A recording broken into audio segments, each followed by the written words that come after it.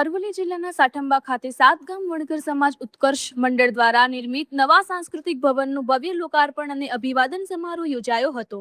કાર્યક્રમ બાયડના ધારાસભ્ય ધવલસિંહ ઝાલાના અધ્યક્ષસ્થાને અને સાબરકાંઠાના સાંસદ શોભનાબેન બારૈયાની વિશેષ ઉપસ્થિતિમાં સંપન્ન થયો હતો। આ પ્રસંગે વિવિધ મહાનુભાવોના હસ્તે રિબિન કાપી સાંસ્કૃતિક ભવનનું લોકાર્પણ કરવામાં આવ્યું હતું। કાર્યક્રમમાં સમાજના આગેવાનો, દાતાશ્રીઓ, કાર્યકરો તેમજ મોટી સંખ્યામાં સમાજના ભાઈઓ અને બહેનો ઉપસ્થિત રહ્યા હતા। ઉપસ્થિત મહાનુભાવોએ સમાજની એકતા, શિક્ષણ અને સર્વાંગી વિકાસ માટે આવા સામૂહિક પ્રયાસોને આવકારતા સતત સહયોગ આપવાની પ્રતિબદ્ધતા વ્યક્ત કરી હતી। રિપોર્ટર જગદીશ પ્રજાપતિ, અરવલ્લી। સુનિલભાઈ પ્રફુલચંદ્ર પટેલ, પાડ ગામનો નિવાસી, પાડપુર ગ્રુપ સેવા સહકારી મંડળીનો હું સદસ્ય છું।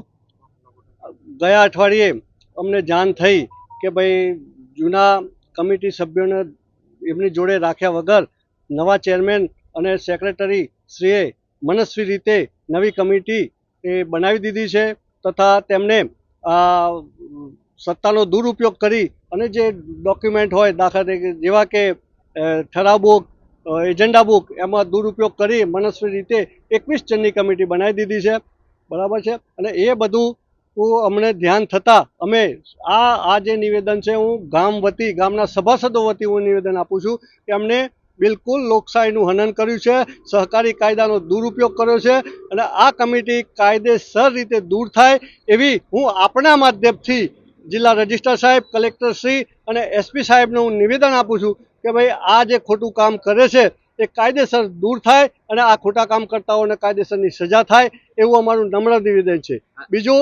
બીજું ખાસ એ કહેવા માગું છું કે અમારી સેવા મંડળીમાં 10 કેમેરા લાગેલા છે સીસીટીવીના। જો એમને સાચું કર્યું હોય તો હું ખાસ વિનંતી કરું છું આ સભાસદો વતી કે સીસીટીવી કેમેરાનું, એના ડીવીઆરનું કાયદેસર ચેકિંગ થાય અને એનો ન્યાય અમને બધાને મળે એવી અમારી નમ્ર વિનંતી છે। ખોટું કામમાં એમને ગેરરીતિ કરી અને પોતાની મનસ્વી રીતે આખી મંડળી જે મંડળીને ધ્યાન દોર્યા વગર, જાહેરનામું બહાર પાડ્યા વગર અને નવી કમિટીની રચના કરી દીધી છે। નવી કમિટી રચવાનું કારણ શું? નવી કમિટી રચવાનું કારણ કે એમના મરતિયાઓને અંદર લઈ અને એમના જે જૂના કૌભાંડો હોય એ છુપાવવાની વાત છે। એના માટે થઈને એમને કોઈ જાહેરનામું ની રજૂઆત બતાવી નથી, સભાસદોને કોઈ ધ્યાન ઉપર દોર્યું નથી અને એમને આ કામ કર્યું। ઉચાપત માટે તો હવે ગામના લોકોને જે વ્યક્તિગત જે થયું છે બરાબર છે એ પોતે જ એમનો જવાબ આપશે અને મેઇન સીસીટીવી કેમેરાનો એમને જે છે એની તપાસ થાય તો દૂધનું દૂધ અને પાણીનું પાણી થઈ જાય।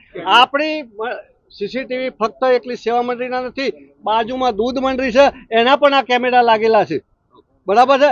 એની પણ તપાસ થાય તો બધું જ દૂધનું દૂધ અને પાણી એમને જે બધું ખોટું કર્યું છે એ બહાર આવી જાય એવું છે અને ગામના સભાસદોને 100% ન્યાય મળે એવો છે। અને આ આજનું નથી, આવું ભૂતકાળમાં પણ એમને દૂધ મંડળી સાથે પણ કરેલું હતું, એ વખતે લોકોએ વિરોધ કર્યો નથી પણ એનો લાભ લઈને આ ફરીથી આ ધંધો કર્યો છે।